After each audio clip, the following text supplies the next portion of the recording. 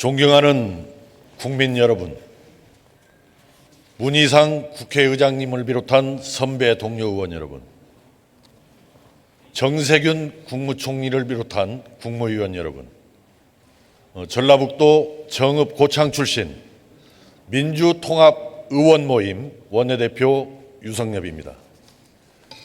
국내 코로나 바이러스 확진자가 70여 명으로 늘어났습니다. 해외여행 전력이 없는 환자까지 발생하면서 지역 감염 우려가 현실화되고 있습니다. 일각에서는 이제부터 시작이라는 우려 섞인 목소리까지 나오고 있습니다. 상황이 매우 심각합니다. 물론 본격적 발병 이후 지금까지 우리 정부가 실시해온 검역 및 방역 체계는 크게 나쁘지 않았습니다. 중국에서 수만 명이 전염되고 수천 명이 사망하는데도 우리의 피해가 적은 것은 질병관리본부를 비롯한 관계부처 그리고 현장에서 노력해온 지방정부의 적극적인 대응 덕분입니다. 그러나 아쉬운 부분이 더 많습니다. 좀 더 빨리 입국을 제한했다면, 여행객 검역을 더욱 강화했다면, 검역과 방역을 더 철저히 했다면 좋았을 것입니다. 그러나 지금은 잘잘못을 따질 때가 아닙니다. 우선은 정부를 믿고 따라주어야 합니다. 스스로 조심하고 서로 협력해 가야만 이 위기를 극복해 나갈 수 있습니다. 어제 오늘의 급박한 사태를 가벼이 보아서는 안 됩니다. 정부는 가능한 모든 방법을 동원하여 추가 확산 저지에 나서야만 합니다. 코로나 사태가 완전히 종결될 때까지 절대로 긴장의 끈을 놓지 말고 최선을 다해 주실 것을 강력히 당부드립니다. 그러나 질병에 대한 대응과는 달리 경제적 피해에 대한 대응은 매우 부족합니다. 이번 코로나 사태의 진짜 무서운 점은 우리 경제에 치명적이라는 점입니다. 이명박 박근혜 정권의 경제정책 실패를 바로잡지 못한 채 오히려 근본 없는 소득주도 성장 정책과 급격한 최저임금의 상승, 부동산 가격 폭등 등으로 사경을 넘나들고 있는 우리나라 경제에 이번 코로나 사태가 사망 선고를 내릴 수도 있습니다. 여러 분석에 따르면 중국은 이번 코로나 사태로 인해 연간 성장률이 당초 예측치보다 10%가량 하락할 것이라고 합니다. 중국의 경제 충격은 특히 대중국 무역 의존도가 높은 우리나라에 직접적으로 작용할 것입니다. 모건 스탠리는 이미 우리나라 1분기 성장률이 지난해보다 최대 1.1%포인트가량 하락할 것으로 예측하였고, 무디스는 올해 우리나라 예측 성장률을 다시 1%대로 끌어내렸습니다. 최악의 경우 국내 관광산업의 일자리 7만 8천 개가 사라진다는 전망까지 나왔습니다. 상황이 대단히 심각합니다. 그런데도 우리 정부는 아직까지 경제 위기에 대한 구체적인 대안을 내놓지 못하고 있습니다. 예년 같았으면 당장 추진했을 추경에 적극적이지도 않은 것 같습니다. 그 이유는 간단합니다. 그동안 너무 추경을 남발해 왔기 때문입니다. 정부는 지난 19년 동안 무려 17번이나 추경을 했습니다. 이번 정부 들어서서도 첫 해인 2017년 일자리 추경에 이어 이듬해 청년 일자리 추경, 지난해 미세먼지 및 일본 수출 규제 대응 추경 등 매년 추경이 일상화되었습니다. 원래 추경이란 지금과 같이 예상치 못한 국가적 재난이나 어려움이 발생했을 때 사용하는 일종의 비상금입니다. 그런데 세금이 좀 더 거쳤다고 이를 저축하기는커녕 그때그때 허겁지겁 다 써버리고 나니 이제 정작 큰 어려움이 닥쳤는데도 주저하고만 있는 것입니다. 금년도 예산 범위 내에서 이용과 전용을 통해 대처하는 데 한계가 있다면 지금이라도 당장 코로나 추경을 편성하여야 합니다. 최저임금에 얻어맞고 코로나에 무너져버린 자영업자와 소상공인들에게 직접적이고 실효성 있는 지원을 강력하게 요청합니다. 존경하는 국민 여러분, 지금 우리는 국정 전반에 걸쳐 매우 어려운 상황에 놓여 있습니다. 그나마 잘 풀려가는 듯했던 남북 관계는 다시 교착 상태에 빠졌습니다. 북한을 따뜻이 품어주자는 이 정부의 기본적 스탠스는 옳았습니다. 그러나 북한과 미국 사이의 갈등을 설득하고 조정하고 중재하기 위한 외교 역량에서는 그 한계를 여실히 드러냈습니다. 정치개혁과 발전을 위해서는 분권형 개헌과 민심 그대로 선거제 개혁이 필수 조건이었으나 대통령을 비롯한 정부 여당의 소극적인 태도와 미래통합당의 전신인 자유한국당의 격렬한 반대로 인해 개헌은 결국 무산되었고 선거제 또한 호랑이를 그리려다 겨우 새끼 고양이를 그리는데 그치고 말았습니다. 야심차게 시작했던 20대 국회는 전반기만 해도 제가 위원장으로 있던 교문위 국정감사로 시작하여 최순실 국정농단을 낱낱이 밝혀내고 촛불 민심에 힘입어 대통령의 탄핵까지 이끌어내는 등 가시적인 성과를 냈습니다. 그러나 후반기로 들어서면서부터 거대 기득권 양당의 정쟁 속에서 공전에 공전을 거듭한 최악의 국회로 전락하고 말았습니다. 국회도 문호등 모임금을 적용하라, 제발 그만 싸우고 일 좀 하라는 국민의 명령이 더욱 거세지고 있습니다. 검찰개혁의 경우도 아쉽기는 마찬가지입니다. 무소불위였던 검찰의 권한을 분산시키고 견제하는 장치를 만든 것은 잘한 일입니다. 그러나 이를 빌미삼아 청와대 수사검사들을 대거 좌천시킨 것은 검찰의 독립성과 중립성을 오히려 해치고 있는 모양새입니다.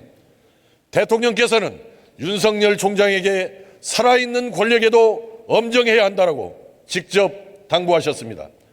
그런데 정작 그 당부는 온데간데 없이 법무부와 검찰 간 다툼만 지속되며 눈살을 찌푸리게 하고 있습니다. 경제는 더 말할 것도 없이 최악입니다.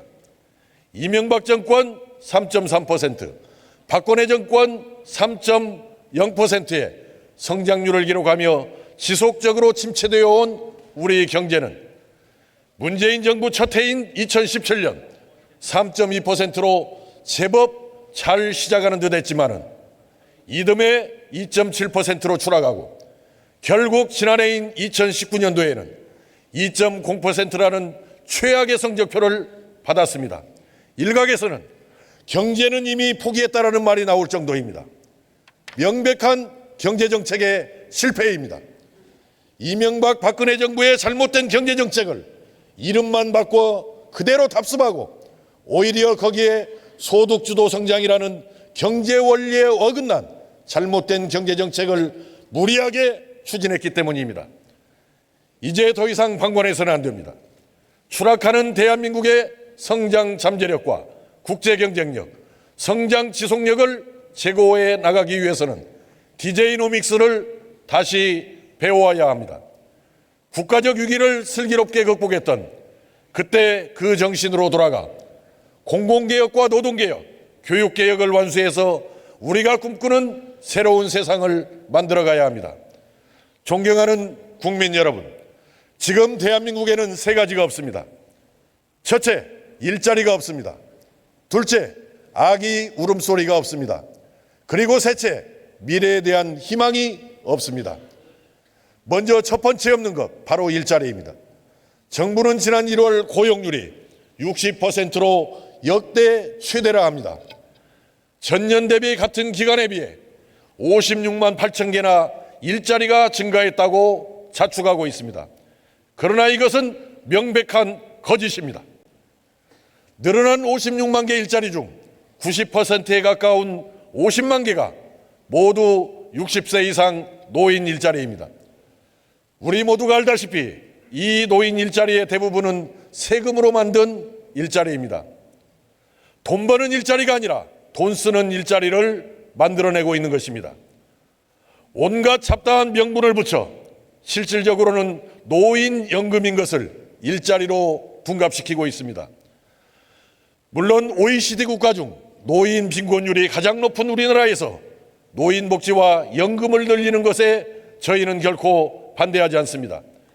지난 산업화 과정에서 기성세대가 이룩했던 공로를 인정하고 그간 저임금 고노동을 강요받았던 만큼 이제는 노인 세대의 행복을 정부가 나서서 적극 보장해 주어야 합니다.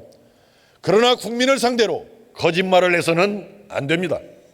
복지사업을 일자리로 둔갑시켜서는 절대 안 됩니다.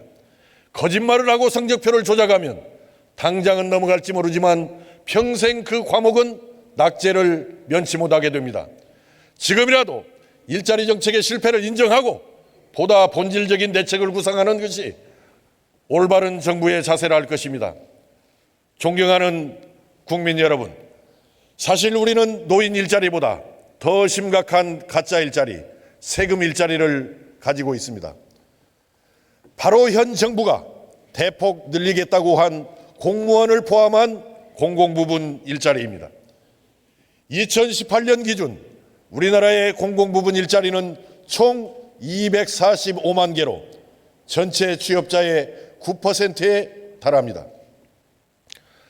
지난 대선에서 민주당은 OECD 평균 공공부문 일자리 비중이 21%인데 비해 우리나라는 7.6%에 불과하다며 공공부문을 무려 81만 개나 늘리겠다라고 공약하였습니다.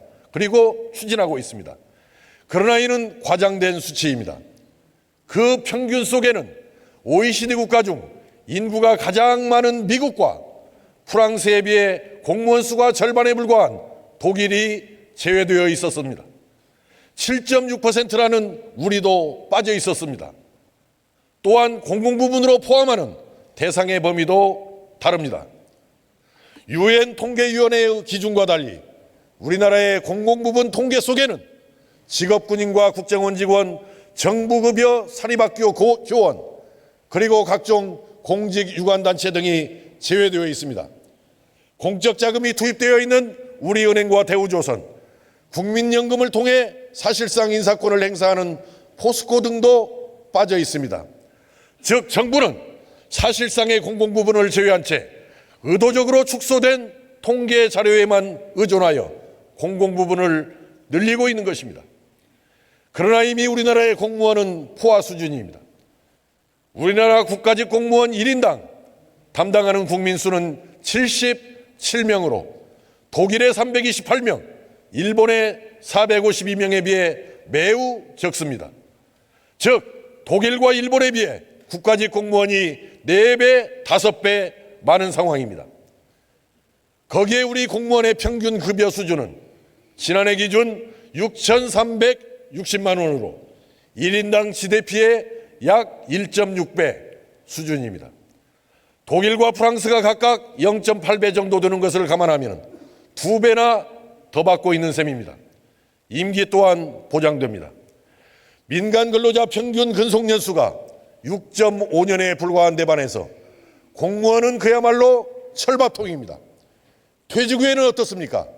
2017년 기준 공무원 연금 월평균 수령액은 38만 원, 국민연금 월평균 수령액은 38만 원, 공무원 연금은 240만 원입니다. 무려 6배 차이가 납니다. 거기에 이를 메우기 위해 매년 2조 원가량의 세금이 투입되고 있습니다. 최고 대우에 임기보장, 노후 대비까지 세금으로 만들어진 신의 직장이 있으니 대한민국 청년들의 꿈이 공무원이 되는 것은 어찌 보면 당연한 일입니다. 왜 피 같은 국민 세금으로 국채까지 발행해 가면서 공무원을 더 늘려야 하는 것입니까? 인구는 감소하고 있는데 왜 공무원은 더 늘려야 하는 것입니까? 각종 자동화 서비스로 업무량은 현저히 줄고 있는데 왜 공무원은 더 늘려야 합니까? 수천억 손실을 보고도 양심도 없이 억대 성과급을 챙겨가고 있는 한국전력과 석유공사 등을 보면서도 도대체 왜 공공부문을 더 늘려야 한다는 것입니까? 공무원 천국이라 불렸던 프랑스는 공공부문 팽창으로 망했다가 공공부문 축소로 살아나고 있습니다.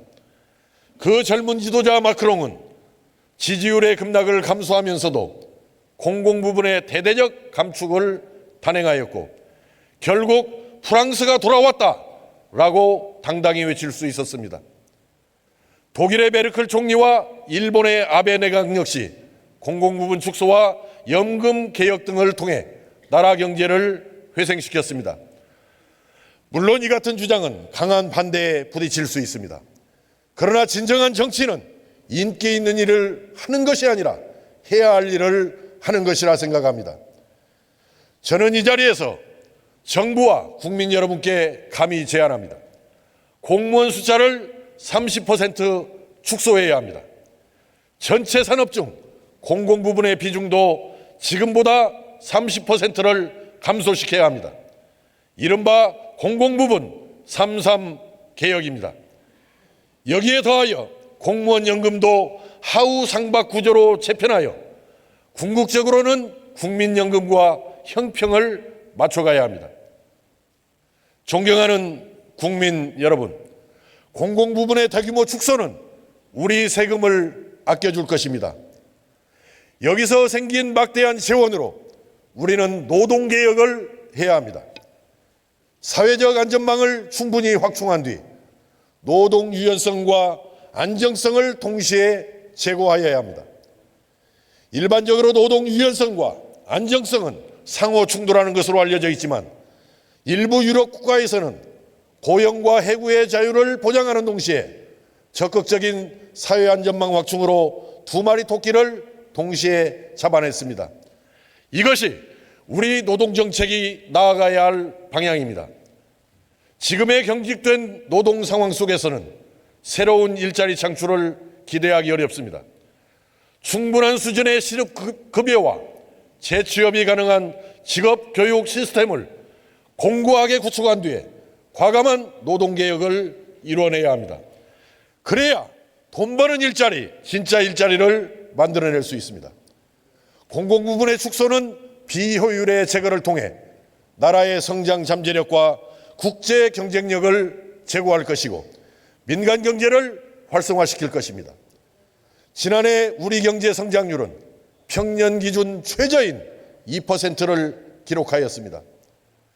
이명박 박근혜 정부 때도 각각 3.3%, 3.0%에 불과하였습니다. 그러나 외환위기라는 국가적 재난을 맞았던 DJ 정권 시절에는 무려 5.3%, 외환위기 첫 해의 마이너스 5.5%라는 역성장을 제외할 경우 4년 동안 무려 8.01%라는 경이적인 성장률을 기록하였습니다. 1998년 2월 김대중 정권이 출범하던 날 한 신문은 5년 안에 외환위기만 극복해도 역사는 위대한 업적을 남겼다고 기록할 것이라고 했지만 김대중 정부는 보란듯이 불과 1년 만에 외환위기를 극복하고 또한 1년 만에 경제 회복을 이루어냈습니다.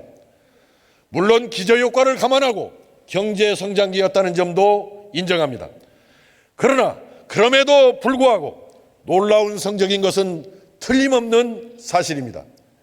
그리고 이 성공의 바탕에는 DJ이노믹스의 핵심인 공공부문 20% 감축과 과감한 구조조정을 통한 공급자 시장 조성 정책이 있었습니다. 즉 어려운 경제를 살려내기 위해서는 공공부문 축소가 필수적임을 우리는 역사적 사실을 통해서도 확인할 수 있습니다. 지금은 20%로는 부족합니다. 공무원 국가를 벗어나기 위해서는 공무원 수와 공공부문 비중을 모두 30% 축소하는 공공부문 3.3 개혁이 반드시 필요하다는 점을 다시 한번 강조해 드립니다. 이 개혁이 성공하면 경제가 살아나는 것은 물론 공무원 중심의 관료주의 사회에서 벗어나 규제가 대폭 완화된 혁신사회, 미래사회를 만들어낼 것입니다. 그래야 해외로 나간 우리 기업들이 돌아오고 외국인의 국내 투자가 증가하여 국내 경제가 살아나고 일자리가 늘어날 것입니다. 두 번째, 대한민국에 없는 것이 바로 아기 울음소리입니다. 우리나라의 2018년 합계 출산율은 0.97명, 지난 3분기에는 역대 최저치인 0.88명으로 한 명에도 미치지 못하고 있습니다. 지난해 11월에는 처음으로 사망자가 출생자를 역전했습니다. 존경하는 국민 여러분, 대한민국이 늙어가고 있습니다. 아니, 죽어가고 있습니다. 정부는 저출산 대책으로 2006년부터 지난해까지 14년간 약 150조가 넘는 천문학적 돈을 퍼부었습니다만 결과는 최악입니다. 원인을 내버려 둔 채 결과에만 처방을 하고 있기 때문입니다. 저출산의 근본 원인은 좋은 일자리를 구하지 못하고 아이를 키울 곳을 찾지 못하고 어떻게 키울지 막막하다라는 것입니다. 바로 경기 부진 문제와 함께 부동산 폭등 그리고 보육과 교육의 문제인 것입니다. 문재인 정부의 부동산 정책은 한마디로 안 하느니만 못한 정책입니다. 임기 30개월 중 대부분인 26개월 동안 부동산 가격은 꾸준히 올랐습니다. 지난달 서울 아파트의 중위 가격은 무려 9억 원이 넘었습니다. 이는 2018년 월 평균 근로소득 세전 297만 원 기준으로 한 푼도 쓰지 않고 무려 30년을 모아야 하는 금액입니다. 평생을 벌어도 내 집 한 채 장만하지 못하는 세상, 누가 이렇게 만들었습니까? 도대체 누구의 책임입니까? 대통령께서는 부동산 가격을 잡겠다고 했습니다. 그런데 정작 청와대 참모들 집값은 못 잡았습니다. 김수현, 장하성 등 직접적 책임자의 경우 무려 10억 원 가까이 올랐습니다. 이쯤 되면 못 잡는 것인지 안 잡는 것인지 헷갈립니다. 물론 문재인 정부만의 책임은 아닙니다. 지금 부동산 광풍의 근본적인 원인은 역설적으로 경제가 안 좋기 때문입니다. 재정 확대와 양적 완화에서 비롯된 막대한 유동자금이 생산적 투자처를 찾지 못하고 부동산에 몰리기 때문입니다. 또 다른 이유는 무분별한 임대사업자 세제 혜택으로 이는 이명박 박근혜 정부에서 토대를 닦은 전형적인 친지주 친부자 정책입니다. 세를 놓아도 감세, 팔아도 양도세 감면, 집 주인만을 위한 정책이 지금도 시행 중입니다. 정부는 당장 임대사업자 세제 감면을 중지해야 합니다.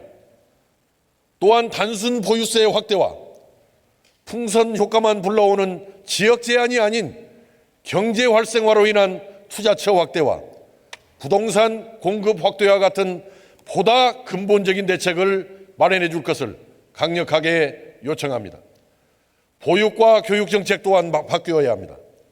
이제 패러다임의 전환이 필요합니다. 아이를 낳는 것은 부모가, 아이를 키우는 것은 정부가 맡아야 합니다. 먼저 국공립 유치원을 대폭 늘려야 합니다. 작년 기준 국공립 유치원에 다니는 원아는 전체 10명 중 3명도 되지 못합니다. 나머지 7명은 사립유치원에 의존하고 있습니다.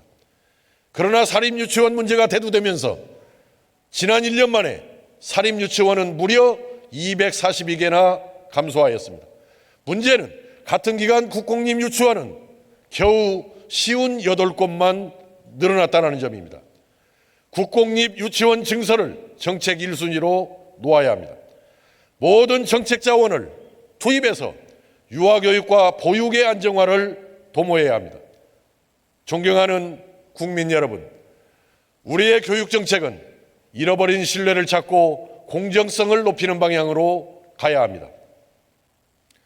고위직 아빠의 전화 한 통과 교수 엄마의 표창장 없이도 공정하게 평가받는 교육, 개구리로 태어났어도 누구나 노력하면 용이 될 수 있는 교육제도를 확립해야 합니다.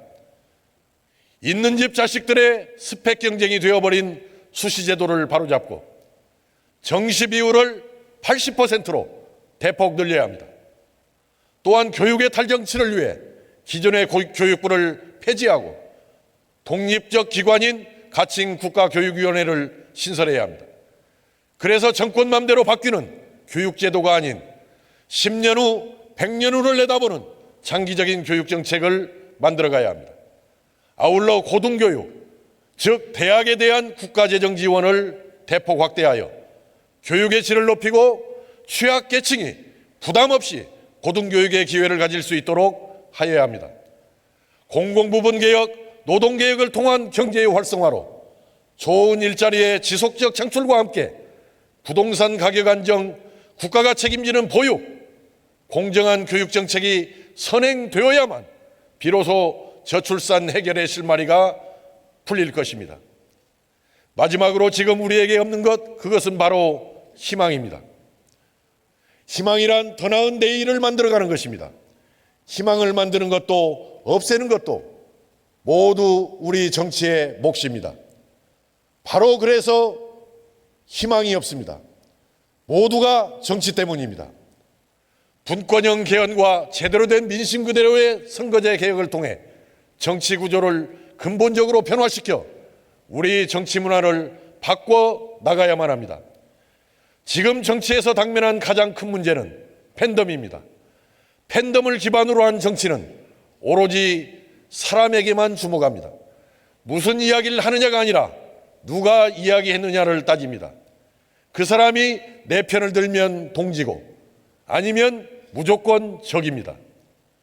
감히 내가 좋아하는 정치인에게 조금이라도 쓴소리를 하면 신상을 털고 서슴지 않고 욕을 합니다.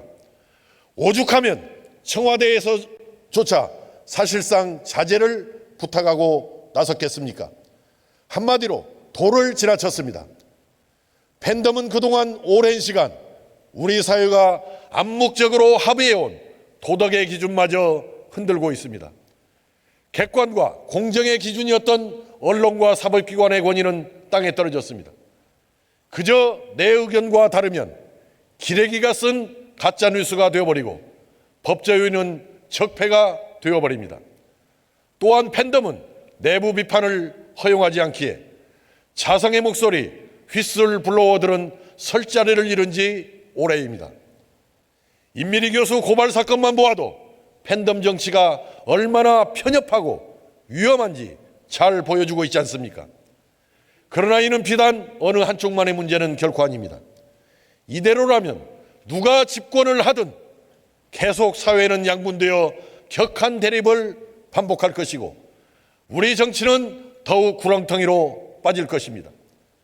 정치 제도와 문화의 과감한 전환이 절실히 필요합니다.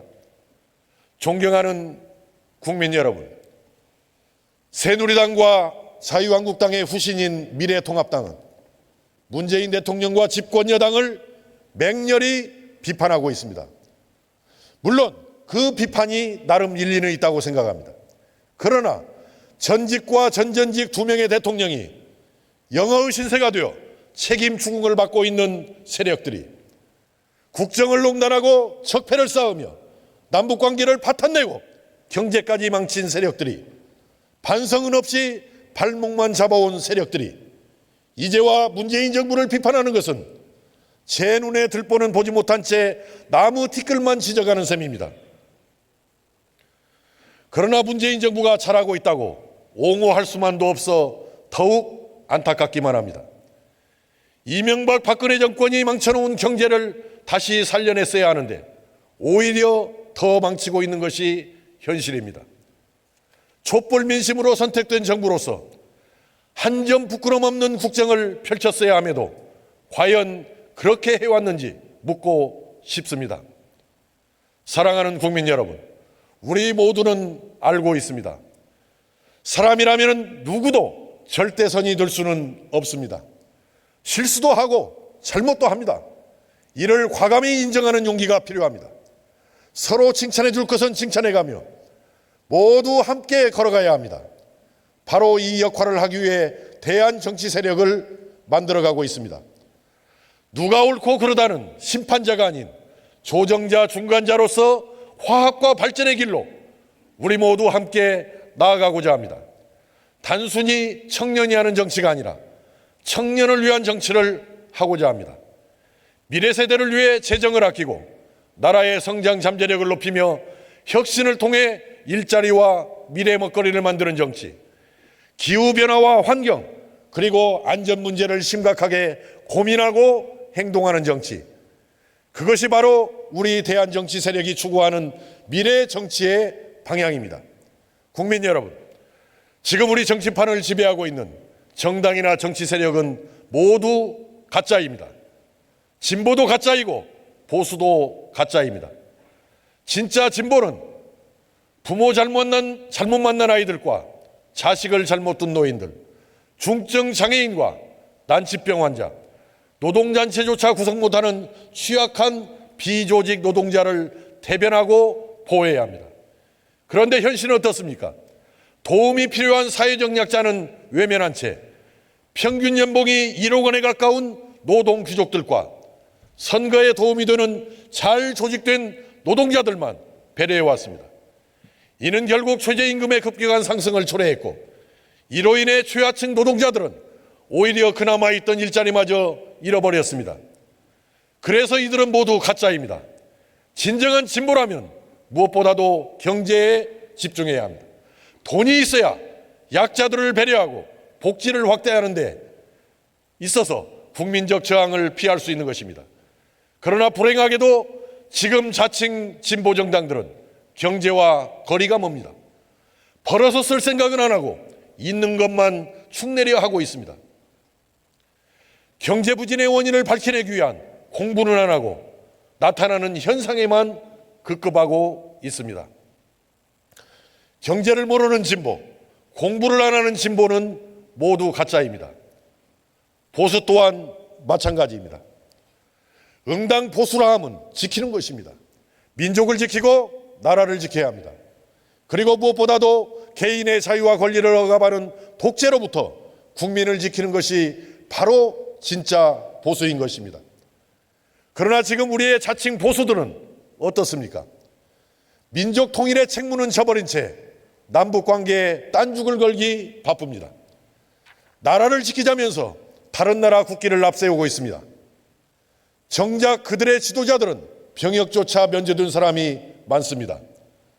무엇보다 경제적으로는 자유와 규제를 그리 외치면서도 신체적 자유와 권리를 박탈했던 독재 정권은 옹호하고 오일에 의해 맞서 투쟁한 민주화 운동은 폄하하고 있습니다.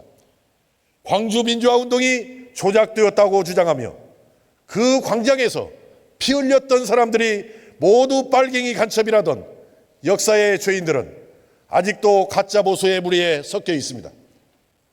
진짜 보수라면 오히려 누구보다도 앞장서서 자유와 권리를 지키기 위해 독재에 맞서 투쟁해야 합니다. 결국 우리 앞에 저들은 가짜 보수에 불과합니다.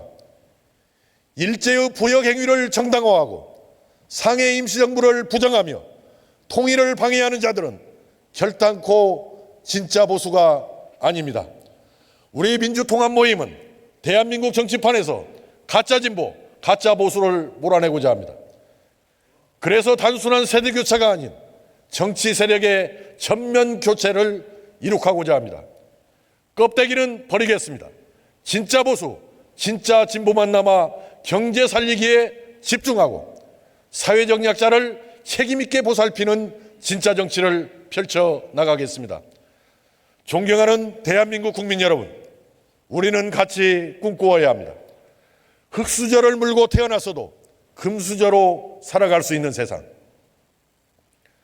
청년이 골라가며 취업을 할 수 있는 세상, 그리고 평생 직장이 아니면 인재를 잡을 수 없는 세상, 나이가 70이 넘어도 2, 3년만 더 일해달라고 붙잡히는 세상, 5년 후에는 일본을 뛰어넘고 강대국 눈치를 보지 않고도 우리 힘만으로 통일을 이룩할 수 있는 세상, 이런 세상을 만들기 위해서는 정치가 바로 서야 하고 무엇보다 경제가 살아나야 합니다.